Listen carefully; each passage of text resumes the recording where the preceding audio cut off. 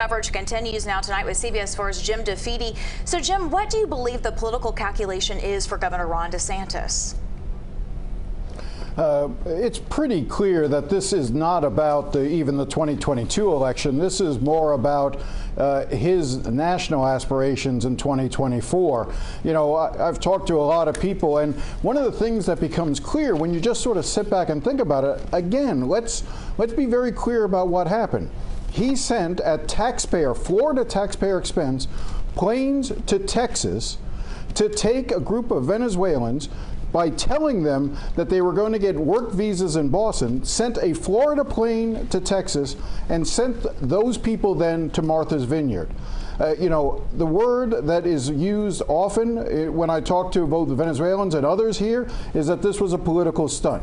And one of the things, though, that it tells me politically is that Ron DeSantis believes he is so far ahead of Charlie Crist. He has such a comfortable lead that he can make moves like this because, again, this isn't about 2022 where he might pay a price for it. Now, I had an opportunity to speak to a Venezuelan American leader, you know, Maria Corina Vegas. She's with the American Business Immigration Coalition Action. And, you know, I asked her the question as to whether or not this was going to come with a political price for DeSantis. And this is what she had to say. This is not going to go unnoticed. People are talking about this. It's all over. You know, I'm getting messages from friends that are MAGA Republicans telling me, you know, good job. Thank you so much for speaking out. So what you can easily see there is, so she believes, she actually isn't sure if this is going to cost any votes.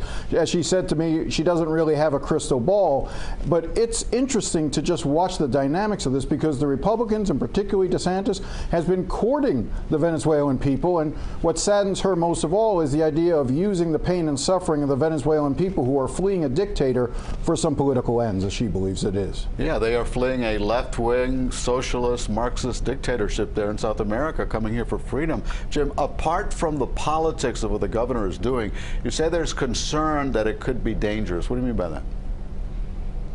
You know, I think that one of the things that is truly interesting is that the day before the governor sent his planes to Texas to take people to Martha's Vineyard, the Anti-Defamation League came out with a report called Hate in the Sunshine State, documenting the rise of extremist activity in Florida over the past 2 years. I had a chance to talk to Ben Popp, who is an investigator with the ADL. Here's how he describes the report and what came out of it.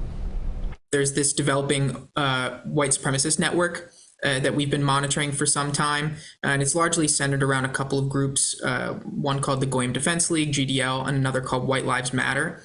And so these groups are collaborating and working together in an unprecedented way to distribute propaganda and hold in-person demonstrations across the state.